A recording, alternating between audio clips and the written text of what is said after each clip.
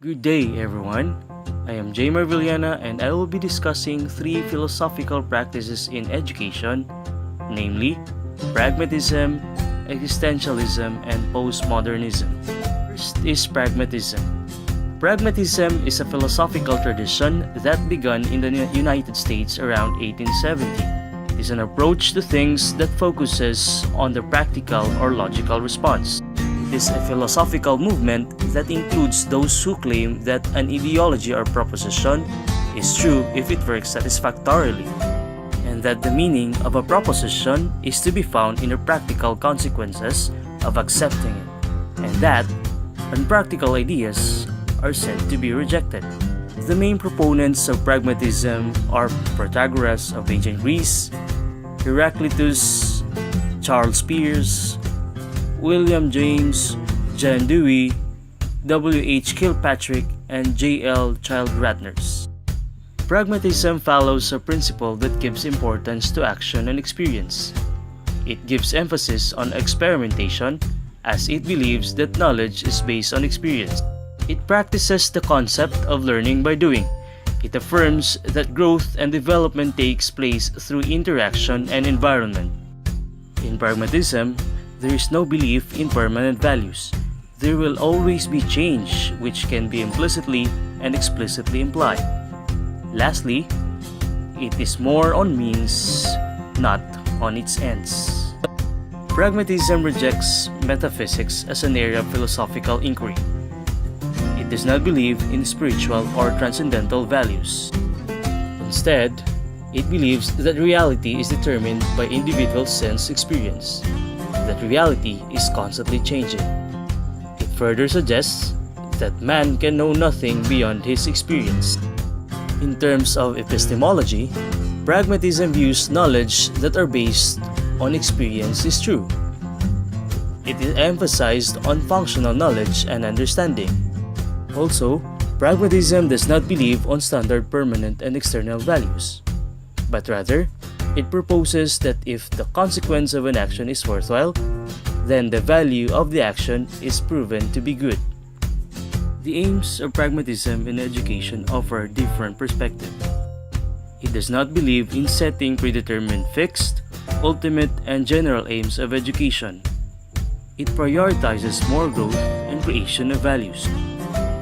As many pragmatists would say, one can create values through different activities and experiences. A pragmatism curriculum follows the principle of dynamism and flexibility. Thus, it gives more opportunity for activities and experiences. The principle of integration is also an example where we apply pragmatism. It is in integration where students would be able to incorporate different activities in one.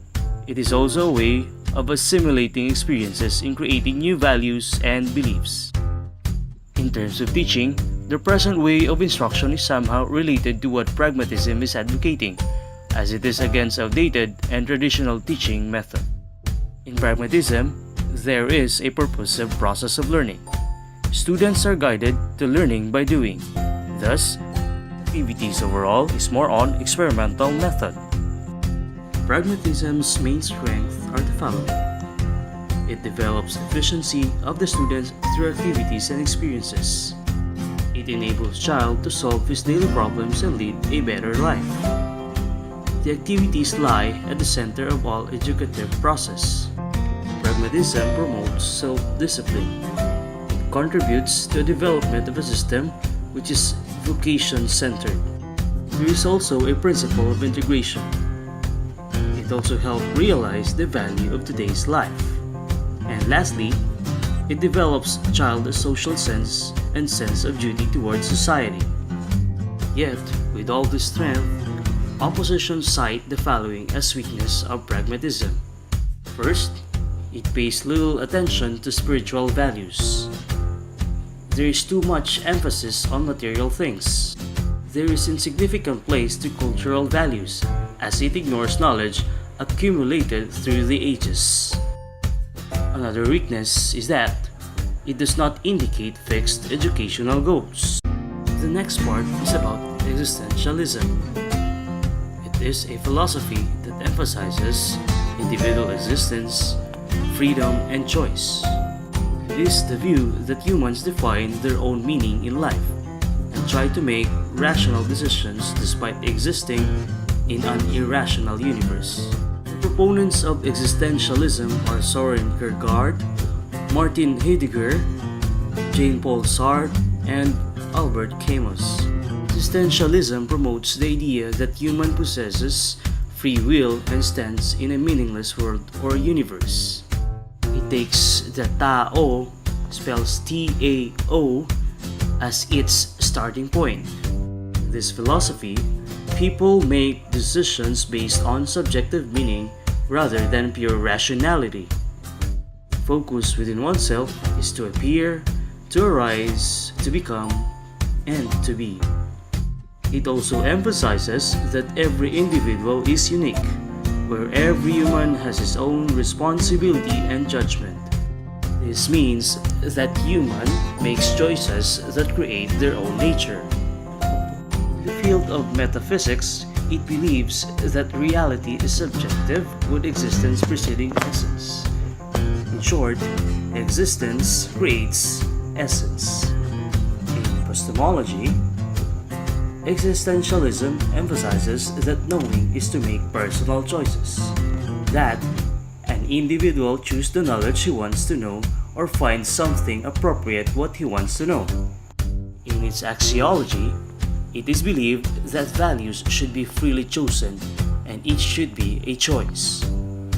The goal of existentialism is to help students understand and appreciate themselves as a unique individual who accept complete responsibility to their thoughts, feelings, and actions. Further, it aims to educate the whole person more than just the mind, which in the end help learners become fully his authentic self. In an existentialist curriculum, learning is self-paced and self-directed. Students are given wide variety of options from which to choose. Students are also afforded great latitude in their choice of subject matter. Lastly, vocational education is seen more as a means of teaching students about themselves and their potentials than that of earning a livelihood. Teaching in existentialism is focused on the individual. For example, in history, the focus is the actions of individuals who provided possible models for the students' own behavior, rather than emphasizing historical events.